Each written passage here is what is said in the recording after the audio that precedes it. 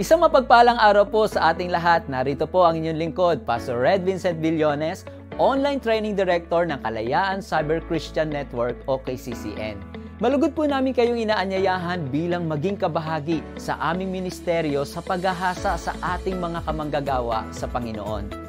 Iniimbitahan namin ang bawat churches o anumang organisasyon para maging isang training center na magsisilbing lugar sa pagtitrain sa ating mga pastors, church workers, and leaders.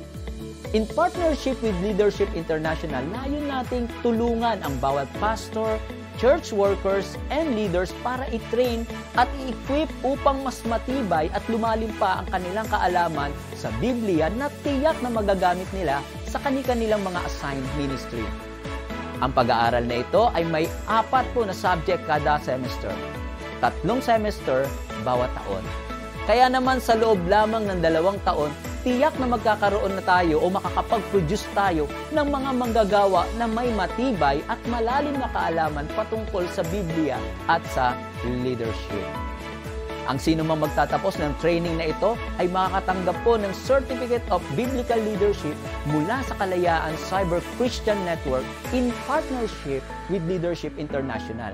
Kaya ano pa ang hinihintay natin? Be a training center now.